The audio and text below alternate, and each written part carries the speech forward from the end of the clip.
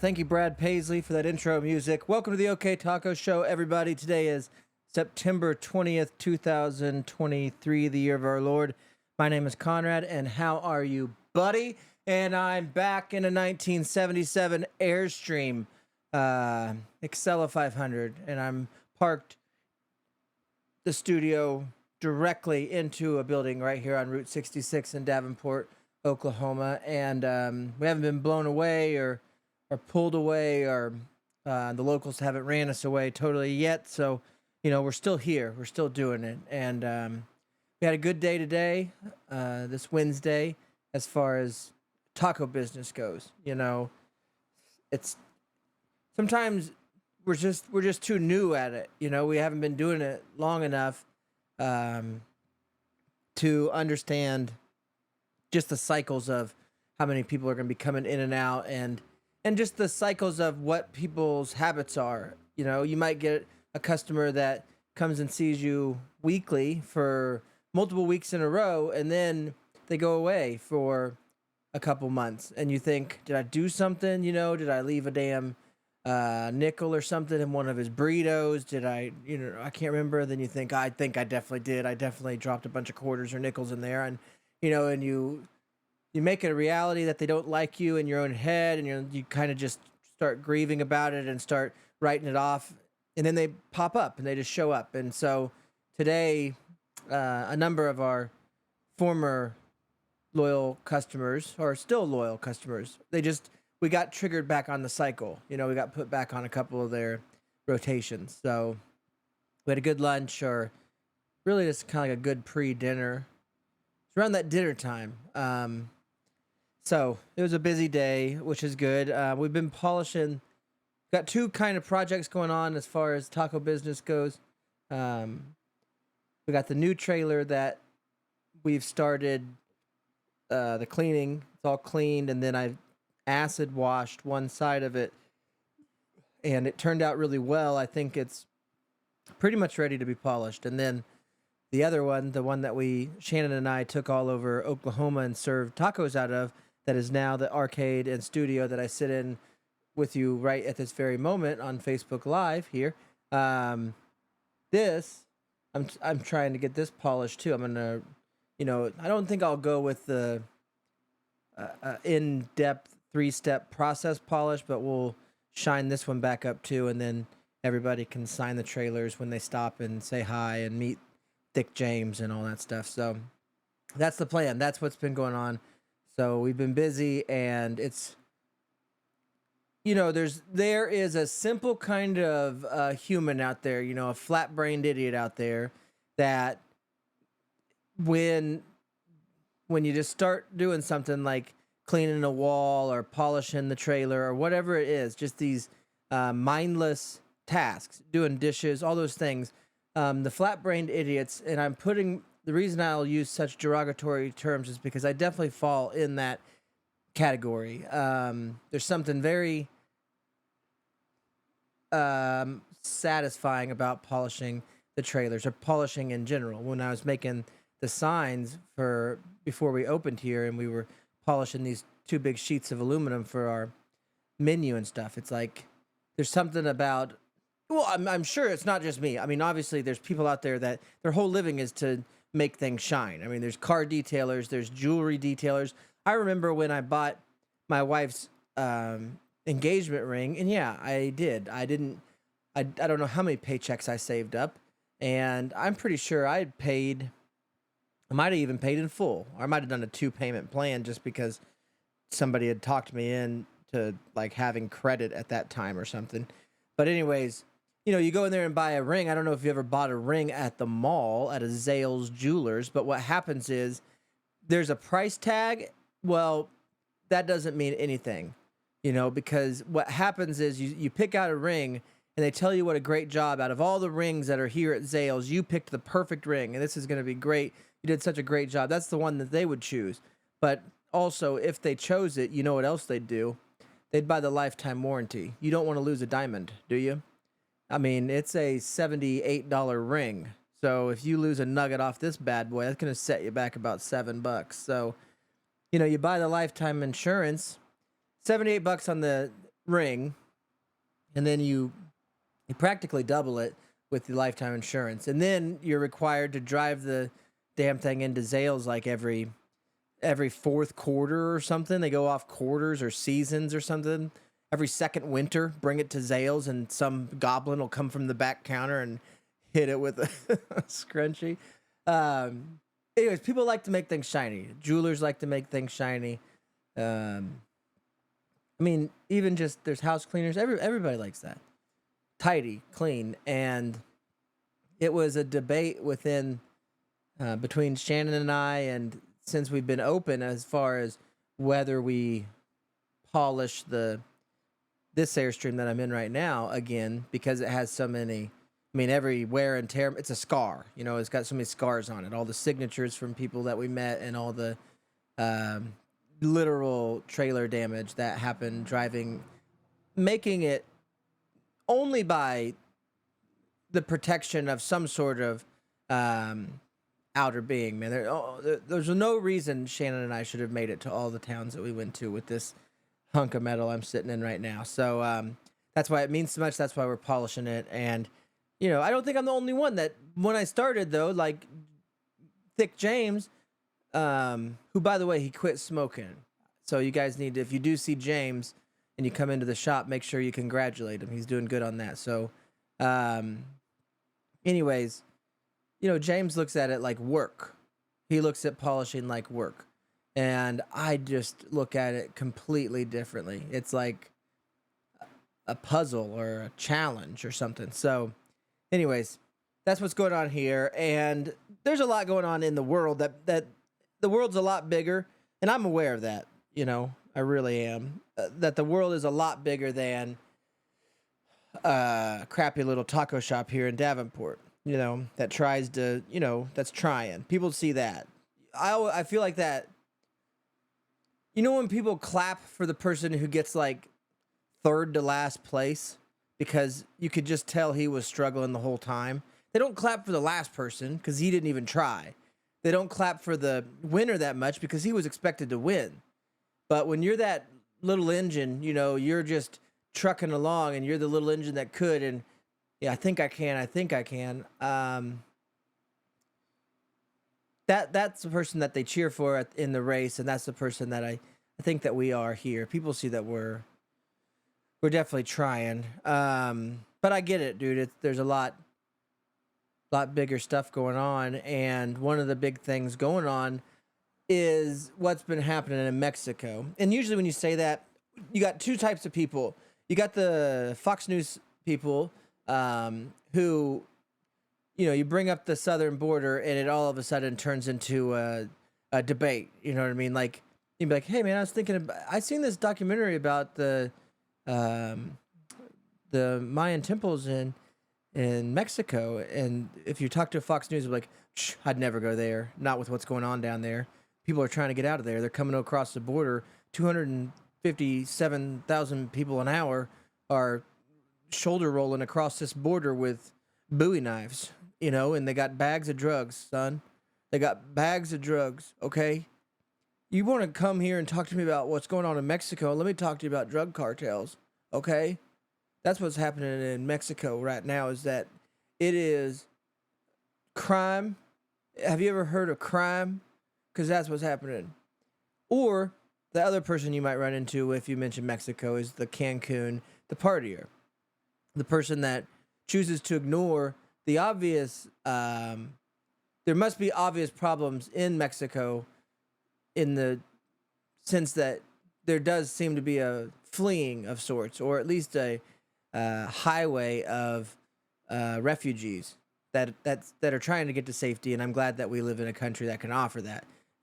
For I'm not trying to take a stance on it, but there must be some obvious little holes that seem to be happening in Mexico, but those seem to elude the people that go to Mexico for the Cancun experience. For the Senor Frogs, for the beaches, for the all-you-can-eat buffets, and for the bottom shelf liquor poured in top shelf products. I mean, that's what's happened. You get poisoned, you'll fall off a balcony, possibly get thrown in a. You mix the two, is what I'm saying. You got to be aware. But the reason I bring up Mexico and I bring up the fact that as Midwesterners in America, we sit around and we just have a different view of it. It's far enough away that we can comment on it, but it's close enough that it might matter. You know what I mean?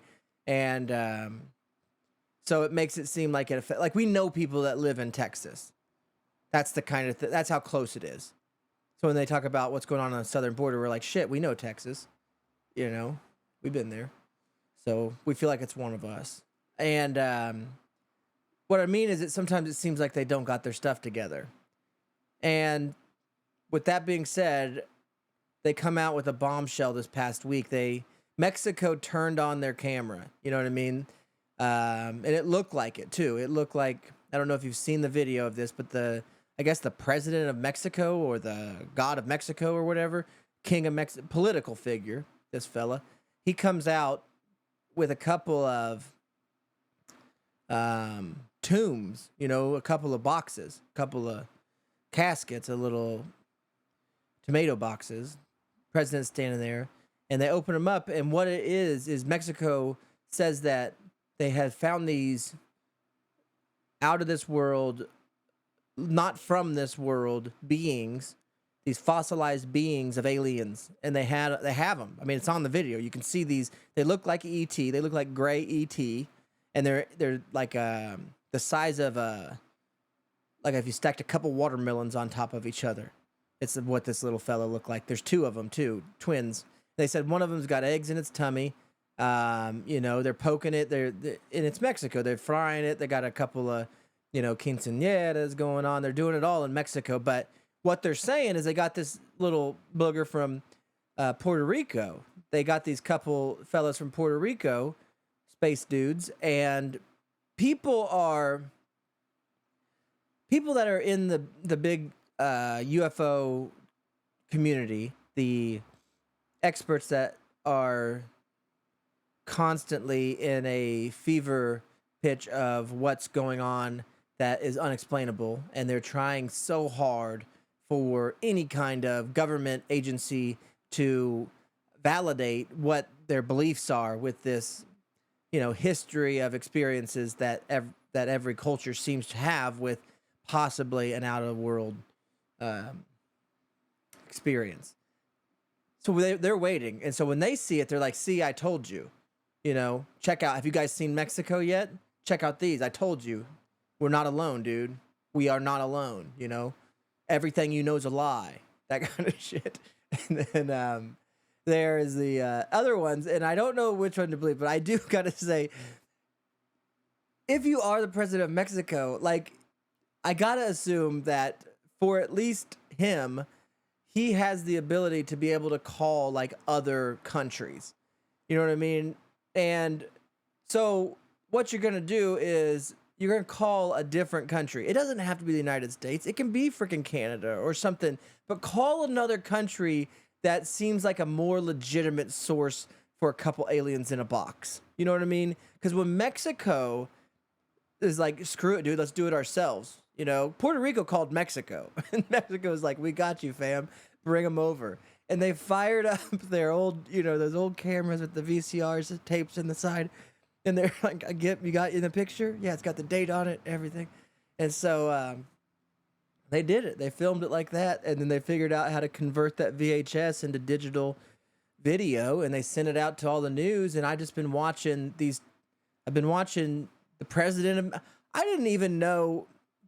We had to be more clear. We need to be a little bit more educated about how Mexico's government system works.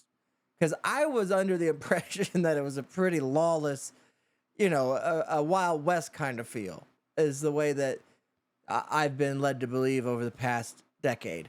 And so the fact that the president of Mexico has any draw whatsoever seems kind of funny. But they come out there, dude. He took off his WWE Mexico belt, and he hung it up, and he was doing the talking up the crowd, "Wah!" And the whole everybody had the masks on, like the uh, you know, what are those called, lucideros or something. Uh, anyways, good for them. I hope it's true.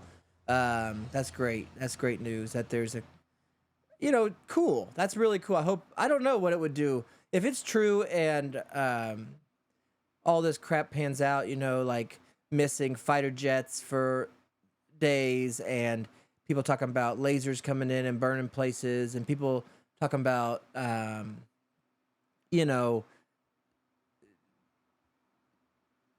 really out of the ordinary things happening that seem to be coming from the sky. As far as like those Navy pilots talking about seeing those freaking tic tacs and crap like that. You get into that, and I don't know if it's supposed to. I don't know why people think. I don't know why it would change people's perspective. You know what I mean? I guess I do know. I get it. I get why it would, but personally, I think that you just want to. I feel like you have the ability to morph that information into whatever thing you want to morph it into, whatever your belief system currently is. So, anyways, I'm not like worried about it. I think it's hilarious. I hope that aliens really. I just hope that they do come to Mexico. And what if it's because we've been calling them aliens? You know what I mean? What if it's like a manifestation of America's vocalization of the fact that these are illegal aliens. And maybe the fact that people have been saying it so much, Mexico literally found a couple illegal aliens, like real space dog aliens. Some dude did comment that too. He's like, they look like dogs, like prehistoric dogs. Like, what? I mean, dogs come in you could say that about anything. I've seen dogs with flat noses. I've seen dogs with, yeah, it does look like a dog, I guess, a gray rock dog. So I don't know the answers.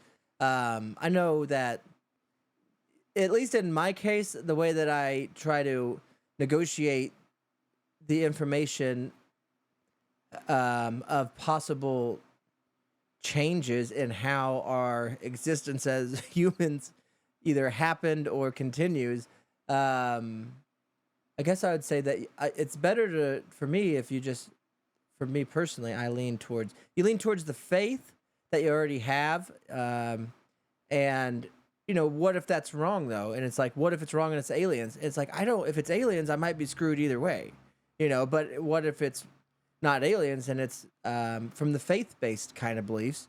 And what if that comes down and it's like, well, at least I was believing that way. I'd rather I'll stick on the side of the faith. It's more familiar, and that's okay.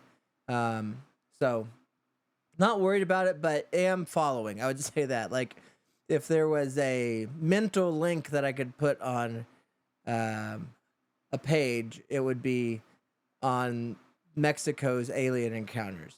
Because you got to remember, a couple weeks ago, I told you guys about the guys, I think it was Puerto Rico or, there, where you would go on a cruise, Puerto Rico, Bahamas, is down there, that these people were reporting, like, crazy flying beings that were going up, and the government officials told them, oh, they're miners, they're illegal miners that are using jetpacks. It's like, what the hell are you talking about? There's some of those things, those weird explanations that sometimes just make you want to scratch your head and say, what the hell are you talking about? But because of that, you kind of push those into the category of things I can't control, and that's where I think that's where faith lives. So that's where you push it.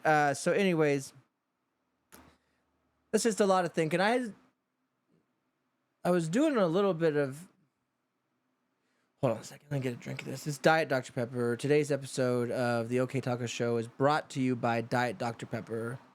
Currently, the World Health Organization, the WHO, is investigating the ingredient aspartame that is used commonly in diet sodas and diet drinks. It is a sugar substitute. They are considering adding it to their list of carcinogens, whatever that is. I know it's bad, according to my history with the word. And if it does, it will outlaw the use of this sugar substitute aspartame, meaning it will change the flavor of Diet Dr. Pepper. And if you're a fan, drink it while you can. Might kill you, but what doesn't? So thank you, Diet Dr. Pepper, for sponsoring this episode, and thank you to David Toby. David Toby's handyman service, everybody, out of Stroud. If you guys want to get some handyman work done in the Lincoln County area, be sure to contact our friend David Toby. I'll get his number for next show. He's a really nice man. He come in a few times and leaves me his brochure. He doesn't know that I'm making him a sponsor of the show, but I feel like it might be my small way of helping David Toby. So there's another gentleman down the road here that does building work, and once I learn his name, we call him Aaron Rodgers right now, but once I learn his name, I will too make him sponsor my show. If you guys want sponsorship, just continue being yourself. Oftentimes I'll notice, and then I'll make you a sponsor of the show. Diet Dr. Pepper, I'm just now getting around to noticing you, my good friend, and thank you for being here and a part of the show. But there's many other Davenport businesses that are on the list of sponsors, and thank you guys for all reaching out to me to do so, and I'll continue to support each other. So yeah, get a drink here.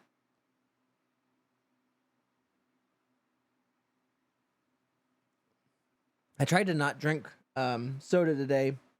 I get weird with crap like that, like little challenges, and a lot of it is probably because of the psychology of the different jobs that I've done over the years, because at a certain point, I think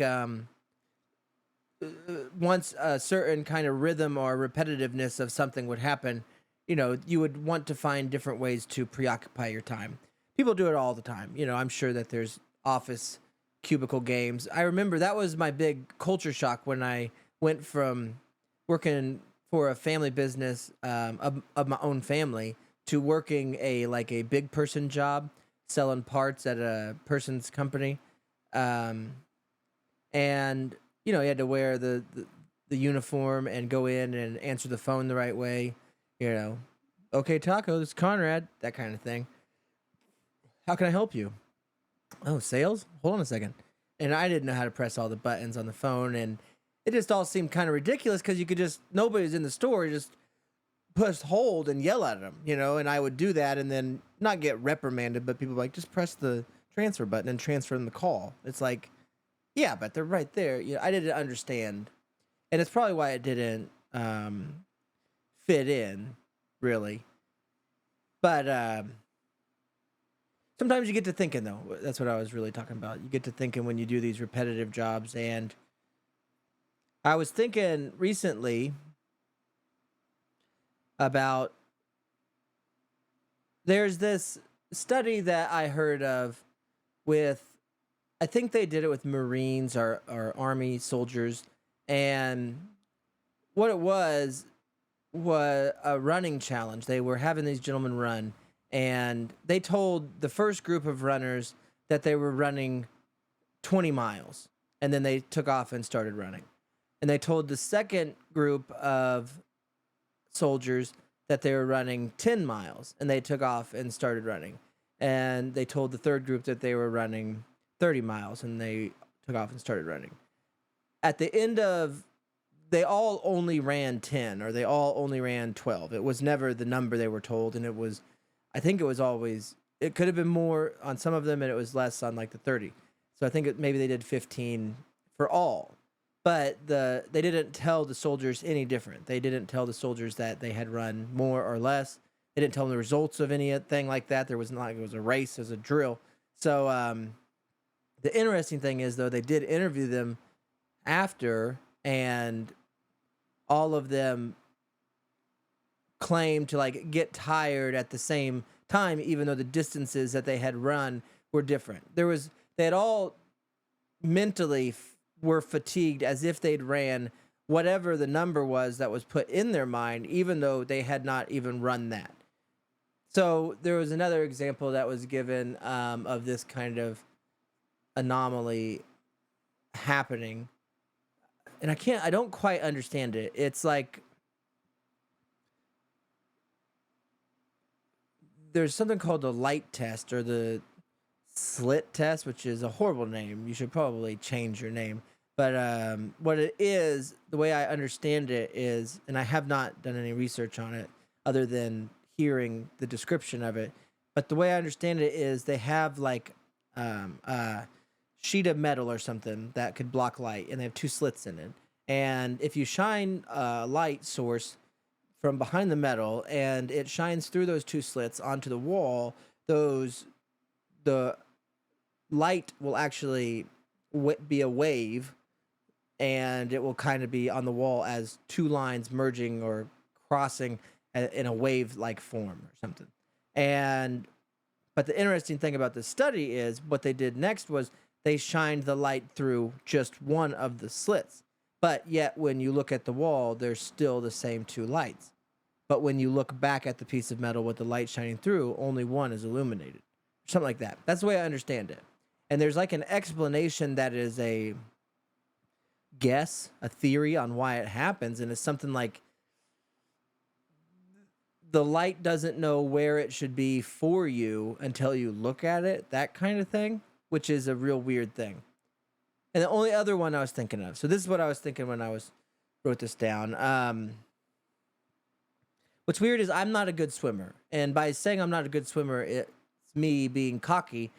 I can't swim very well at all. Would be, I guess it's the same thing. I'm bad. I feel like I've nearly drowned a couple times, probably just from panic that I think I'm going to drown. And just never had real great experiences with water for whatever reason. When I was young and my grandparents had a above ground pool, and it's not because they were showing off their wealth, but they were trying to rub it in a little bit. But they had an above ground pool, and my grandma had a big river rat tube. So there could be a cartoon drawn about this, of my granny, with a beer and a cigarette sitting on a river rat on her back, and you would see her because she's on an above ground pool. So you just see her floating all day, which is awesome. And that's, she had a pig sitting there. But anyways, that's what my introduction to water. That's like the earliest I remember.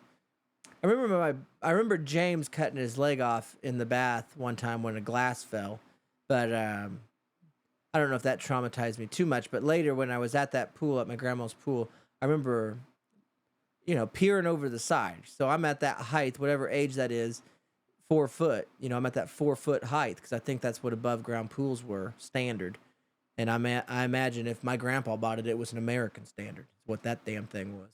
And so, anyways, I get up to the edge of that pool, and a wasp had built a nest of a family of wasps they had built a colony within the edge of this above ground pool. So the wasps had got together. There's moisture there. You're out of the sun. It's a perfect place to hide. The grandma won't bother you, and so all of a sudden, little 4 foot Conrad walks over to this thing, gets stung up the nose a couple times, and I'm thinking I'm blaming the water. Now I can't swim. Couple more bee sting incidents with pools. I remember getting stung at the Clearwater public pool by a bee on the foot, and I had a big flipper of a foot. It swelled up so bad. So, and then then you get into adolescence and young adulthood, and you do all the challenges. I bet I can swim across this lake. Like, what the hell is wrong?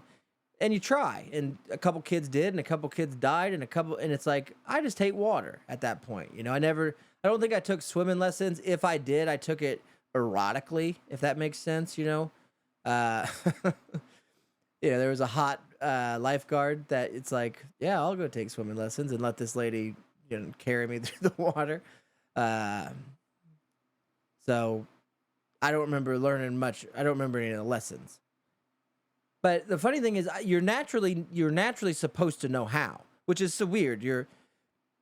I think that if like you can have a baby, well, you can have a baby anywhere. There are people who crapped out a baby at a Tim Hortons donut shop. You can baby anywhere. You can squirt. So it doesn't have to be a hospital. But what I'm saying is, some people, a lot of women, a lot of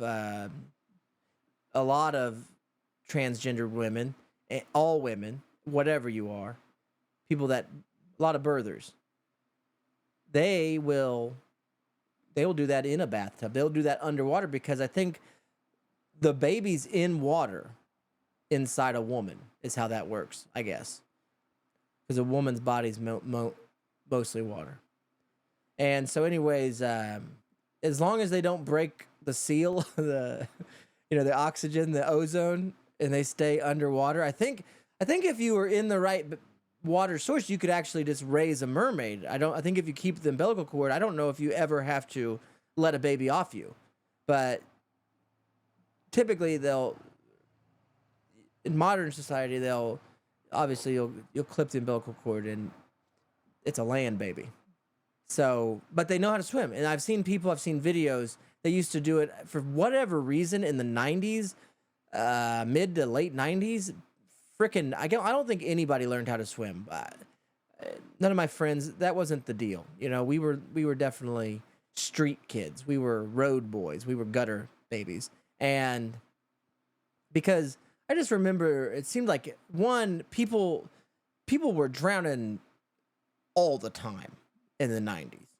It was always because of the damn pool gate. You know what I mean? Like, I just didn't, or they didn't. Everybody would get an in-ground pool, but nobody. Why do you get an in-ground pool? To get your friends over to get drunk. That's why people get them. Nobody buys a pool because they're like, nobody's Michael Phelps. Nobody likes to swim. Everyone likes to get drunk with their friends in bikinis. That's why people buy pools. And so they get their damn pool and they get drunk, and that's fine. Then they're hungover and their kid walks out there and trips over a garden hose, and now you got that to live with, which is that's a tough pill to swallow. But anyways,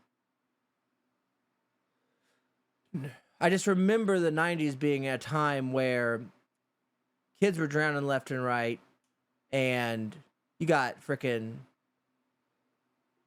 celebrities singing about swimming. You know what I mean? There was a lot of that going on. You get a lot of collaborations between musicians from different genres. They would get together in a studio and they would sing about. Free Willy came out. I mean, everything was about people that didn't know shit about the water, and it's like us just figuring it out together in the '90s. And so there was lessons like swimming lesson was getting thrown in the water, and if you lived, you can swim. That was the '90s. That was the '80s. They got it from the '70s or something. It's like, we're not going to spend a lot of time finding out if you want to live. That's basically the lesson that you would get learning to swim pre 9/11. I'm gonna blame that one on my friend George W. Bush and listener of the show. So, anyways, with all that in mind, what happens is you're born a natural swimmer. You touch air, you no longer know how to swim. If you're thrown in the water early, you can figure it out if you don't drown. But for some of us, we evaded it somehow. We were gutters, and we took our fear of water and we allowed it to run our lives. And I was part of that. I was not a swimmer. I didn't learn how to swim. I don't know how. And then you would get this. This happens all the time for people, and you wouldn't understand if you're a swimmer, and God bless you if you are. There's a carp in the tub, and you should be in there too, okay? Because you can swim. But sometimes us non-swimmers will get together, not like as a support group or anything. We're not trying to make it about it. But there will be a body of water where people are frolicking. The only time you see frolicking in the modern day is near water. And so frolicking will be happening, and you'll notice a covey of It could be mixed gendered covey of non-swimmers. And we'll be sitting there and we'll say, I just never learned how to float, man. I don't get it. I don't get it. And a swimmer will always say, floating's easy. You don't have to do nothing. You don't have to float. I can teach you how to float. Everyone else says they can teach you how to float. I can teach you. Just stop doing stuff. Just don't breathe. I mean, breathe, but just relax. Really? Just relax. But here's what's weird about swimming. This is what made me, and how I related it back to those other thought experiments, which is like, the one where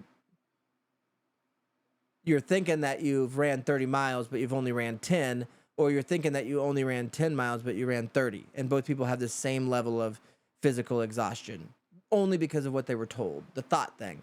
And that's what's so weird about swimming, and that's what's so weird about floating, is because what happens, I guess, is if you can, you basically just believe that you can float, and then you do the things physically. This is how I'm understanding floating as a non-floater. But I guess what happens is you just believe you can, and then because of that belief, you trust your body enough to breathe in a certain way that will then relax it in a way that you can then float. And the reason I thought about this ultimately is because I had watched a movie where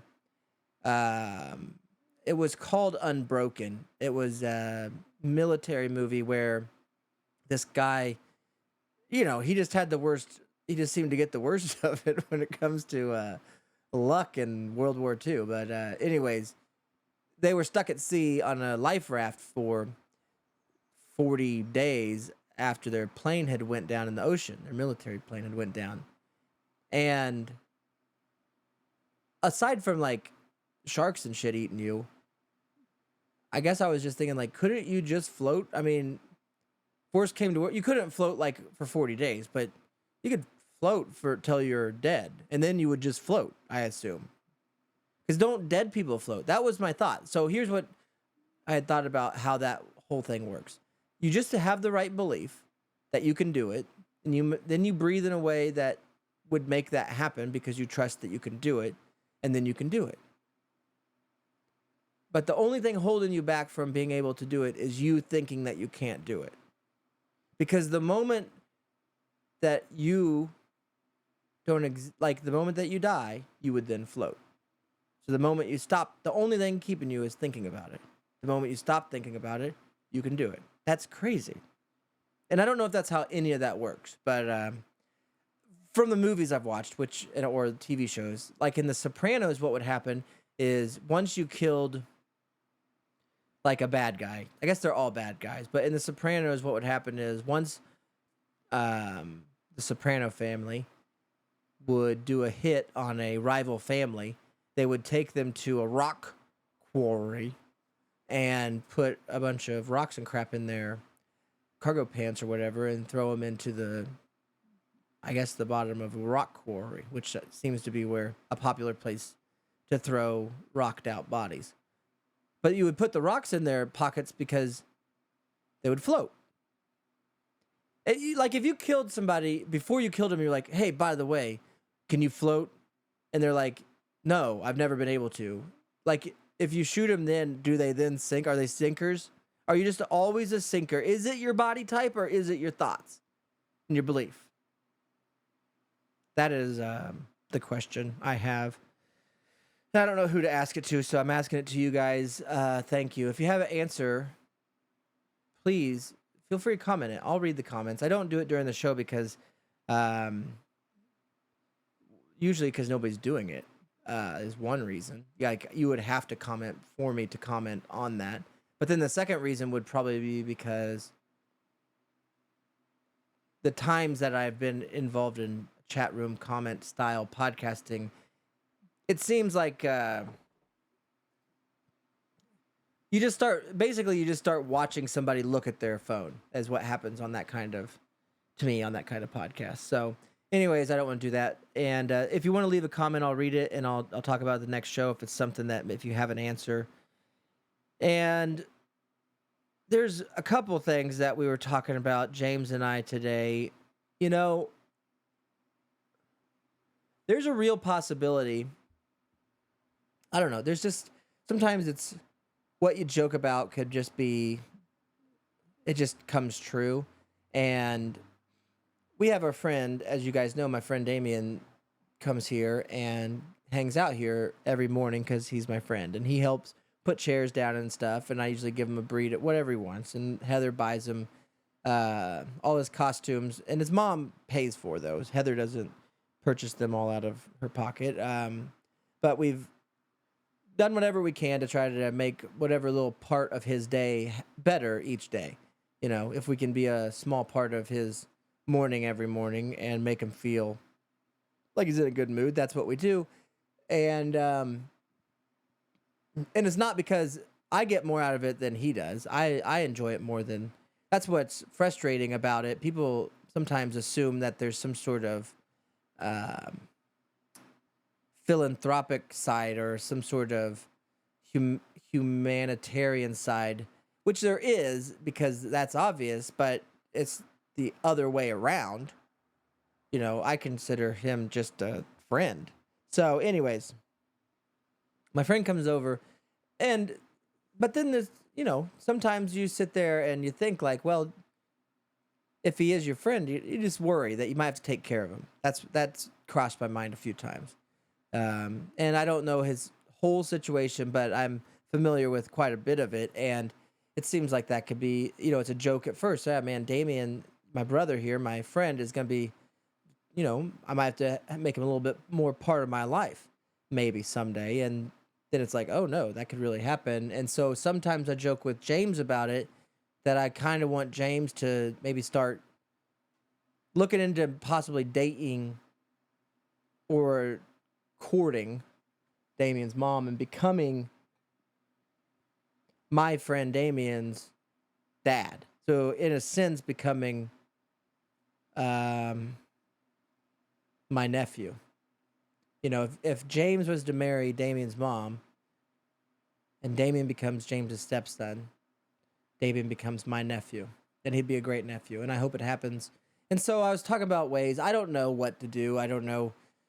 I wish I had the money. That's the one thing. And I try to put it out there. I don't know the number, so I just throw $1 million. I feel like I can get a lot done. The reason I feel that way is because I get a lot done with nothing. So if I had $1 million, I think I get a lot of shit done. But give me $1 million. Is there a way to get in contact with somebody that can help Damien's mom and also in a way transform? Because I don't expect her to fall in love with James. He is obviously that's a desired taste or whatever. And I'm a matchmaker by heart. I like to help people fall in love. I've always liked that. I've always been that guy. But matching up, it's an age gap there. There's a responsibility with my friend Damien. There's all that. And I don't know. If I just had the money, though, I feel like I could talk to the right doctors, the right hypnotists, the right everything. I could square that place away that, and James has got security and Damien's got security and Damien's mom's happy. If there's a way that money could do that, I would do that. And that's what I'm looking for with this show and your guys' support. So, underneath my David Toby banner on my website, there should be, to the right of the Pete Calca link, there will be a link to help out, just the transition. To try to get it's just a security thing. I mean, I want my friends to be secure. So if that means that James has to date and marry a friend's mother, then do it. That's kind of my thing. Who else are you married to? Nobody. God, but that's it. So I don't know. That's a lot of science, and I don't know if it's like I don't know what to do with any of that. I was fantasizing today about like the dream. Do you ever fantasize what your dream day? I was trying to ask um frickin' Jiminy Thicket, Jim Bob over there, James. I was trying to ask him what his dream day, if he could have all the money in the world If he, and there's no consequences. That's a big thing too. So if you're take everything out of it, like all your guilt, all that, what would you do? No holds bar. What would you do? And I think it's an interesting question because I think you'd have a different answer at different times of your life. But for me, I think that it started simple enough. Like I am I've always had the hotel gene. You know what I mean? That's a genetic thing. That is something that runs in the blood. Both my children have it. Um, I don't know what it is. Usually, people that are drawn to physical sports like wrestling or football, they will, for whatever reason, if you take them to a Red Roof Inn, they will wild out. They'll keep it 100. They'll get crazy. And I love hotels, and so if I had one perfect day, this is not like your last day or your last meal. This is like you should plan this day, make it doable. It's the purge. It's basically the same premise as the purge, but it's the opposite, like a happy purge. But I think what I would do is, you get a nice place like a La Quinta Inn, which is nice. It's the La Quinta Inn and Suites. Oftentimes at a La Quinta Inn, you'll have an indoor outdoor pool option. But I would like to, because it's my own perfect day. I would like to be able to curate the other guests. You know what I mean? Like be able to look at the reservation list and see profiles if you're Southern. See profiles of people and possibly what I would ultimately do is there's a couple times every time I've stayed at La Quinta Inn, I've no matter what I've went and bought swim trunks and I've went down to the outdoor pool. It's one of if you've never done it, it's $40. That's tax included. It's worth every penny. You will have the time. You're gonna meet a buddy. You're gonna meet somebody that knows you. Like when you go to a La Quinta Inn outdoor pool, there is a cheat code. You're being roughed into a blood or a crip situation. It is a club. And as long as you're cool, you know what I mean, and you don't do stupid shit like the hold your breath contest or you know what I mean, you keep it real and you bring down like a White Claw or something like that and you mind your own, somebody will paddle over to you and they'll start chatting you up. And that's what's great. So I'd want that to happen, even because that's part of the hotel experience. You can't have an abandoned hotel or you can't rent every room in the hotel and just have it catered to just your needs. That's like angry billionaire crap. That's like lonely angry billionaire crap. No, you bring in the right group of people that you got the cowboy guy and you got the cop and you got the village people. That's what you're bringing in. You got the construction worker, the cowboy, the cop. You got the woolly mammoth and the David Bowie fella. Whatever the rest of the YMCA guys were. Wolverine, Captain America, all of them. And that's the Quinta Inn. And I'd love that. So what I'd do is I'd check in and I don't want to deal with their shit at check-in either. Like, just walk up. I don't want to give them a card. I just want to say, hey, I'm here. And they give me that little room key. I go up. I check in. Immediately, get I feel good. Like, that's what I won't be bloated, So you want to feel good. And then you go down to the pool. And I'd probably bring, this is the one day. So I'd bring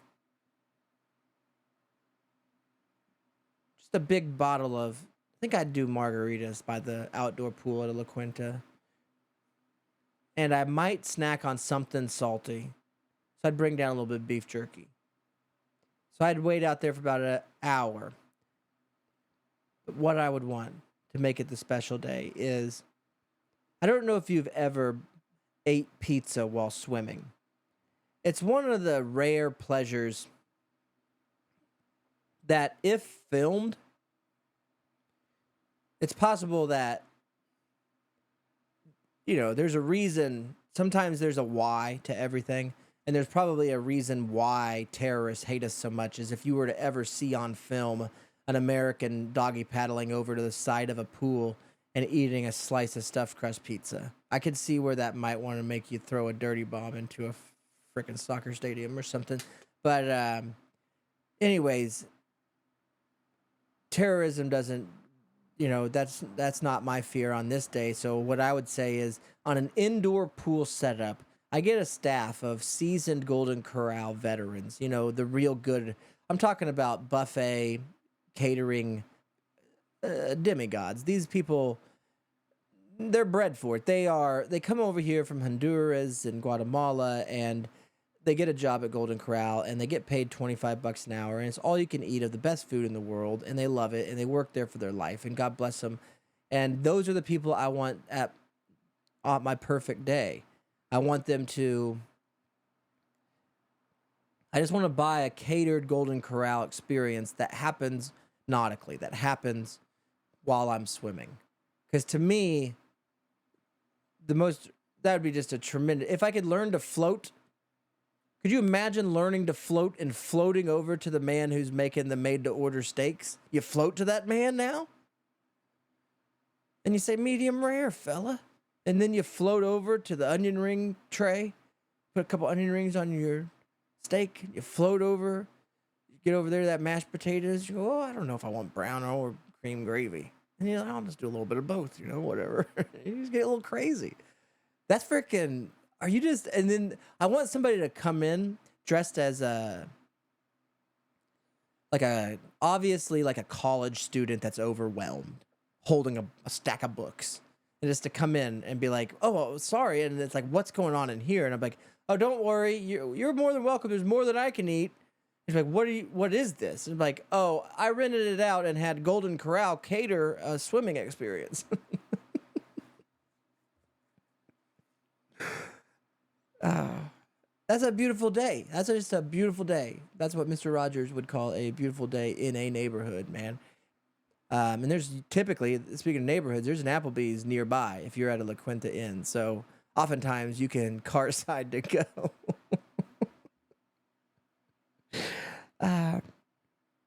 So that's a dream day. There's a part of it, if there was an erotic part of it, it would be like,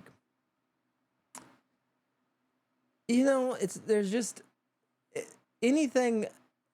The rest of it, like even a massage, sometimes it just, when you say it, it makes you sound uncomfortable. You know what I mean? Like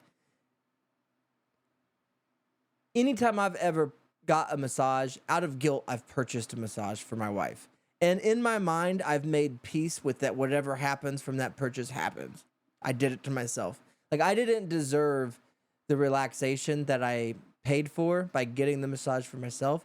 And so out of guilt, I would always purchase one for my wife, and I don't care. But there's a part of me that's like, man, this is ridiculous. We should just do this for each other. Doesn't the Bible say that we're supposed to, man and woman are supposed to massage each other, or woman? Think right here, right? Yes. You can't read, can you, lady? This right here says. Men got away with that for a very long time. I will say that. Could you imagine that the only book in the world, the only book in existence is the Bible, and what that is the Word of God, and the only people that can read it are men, because the other people just can't read. And you would do that constantly. I mean, not, maybe you wouldn't, but that would happen constantly, where you just be, you come home and be like, oh, I was out, just building the pyramids, and I tore a rotator cuff, I think. I was trying to lift a 4,000 ton stone and tore a rotator cuff, and she's like, oh, that's too bad. And like, yeah, well, it says right here in this book that was written by God that you're supposed to rub my shoulder. That's great. You should. You know what? That's something that's a possibility. That could be like an app or something. That could be a project. That could be something where you could teach people a new language just so they can righteously hold it above a spouse. You know what I mean? Be like, you learn, well, I don't know enough about what languages have to do with what religions, but I gotta imagine, like, you learn Pakistani, and then you're like, read the Quran, and you would just be like, it says right here, shoulder rub. And she'd be like, well, what is it? That's in Pakistani. I can't read that. Like, yeah, but I can. That's what it says. So, you do one of them sniffs. I mean, whatever, risk it, whatever.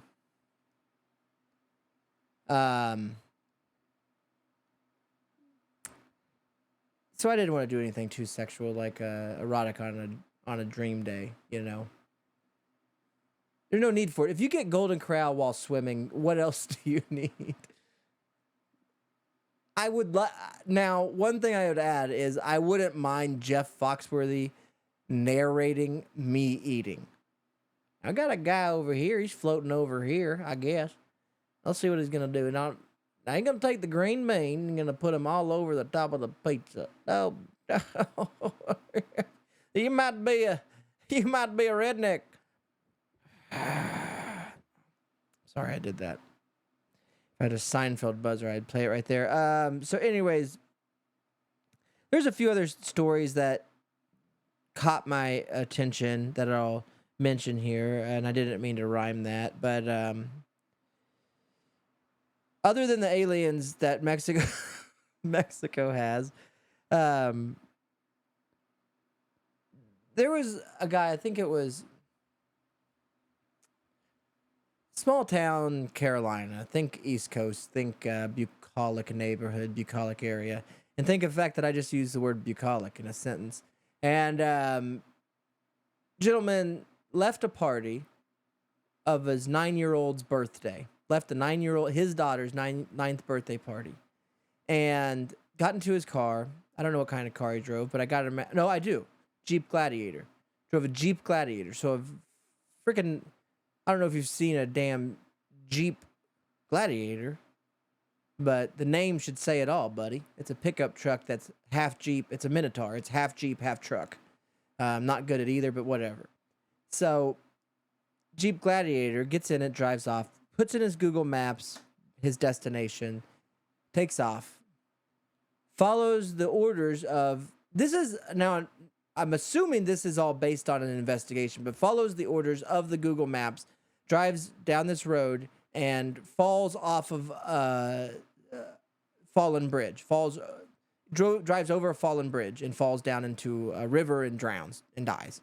Drowns. So the investigation is saying, now this family is suing Google, saying that the reason that this man drove off is because he was listening to the Google Maps, and the Google Maps hasn't updated that this route had a hazardous, deadly hazard.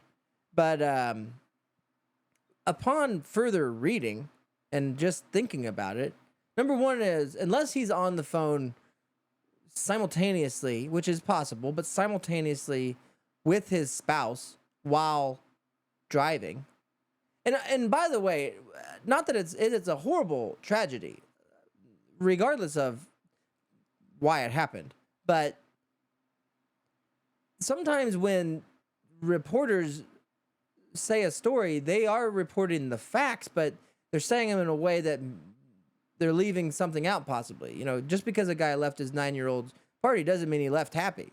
There's a lot of things that happen where, couples will leave parties and somebody will leave angry. That's pretty common, actually.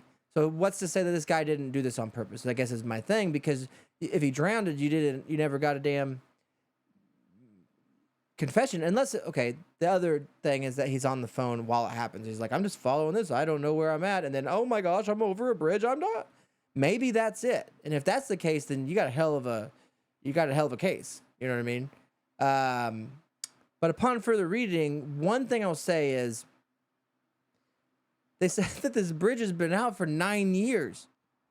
And by the way, we can think that somebody's an idiot, and I'm with you, because your initial gut reaction is like, what an idiot. Like, why wouldn't you see that the bridge is gone? But I don't know if you've ever been driving at night when there's no other lights. I mean, there's a very easy possibility that if it wasn't marked with a cone or something, that you could drive off a bridge. I mean, there's still a lot of railroad crossings that are active railroad crossings that don't have the arms, that come down, the dummy arms that say, hey, could be a train, dummy.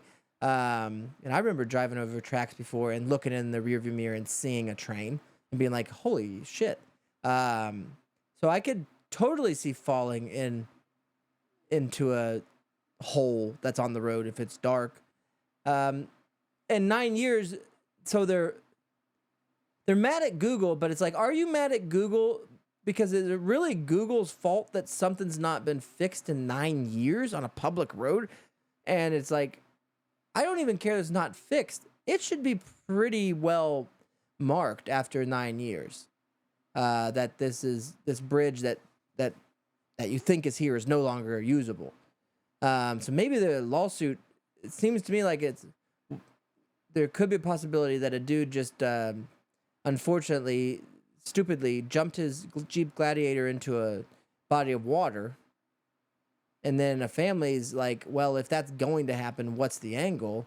Because to me, you should be suing the town. Well, the town ain't got no money. So who you going to sue next? Oh, sue Google, and you get something out of it. It's like, that's kind of what this kind of story feels like to me. But again, and I remind you every week, I'm just some dumb idiot that runs a taco shop in Davenport, Oklahoma. And, you know, we do our best and we keep trying. So we appreciate everybody that comes in, and we'll see you the rest of the week. So thank you guys for listening. Don't let your meatloaf. Have an okay day. Thanks to David Toby. There's a carp in the tub, and the leftovers are out. I didn't talk about E. coli on this show, but I'll do it next week, maybe. With that being said, have an okay day.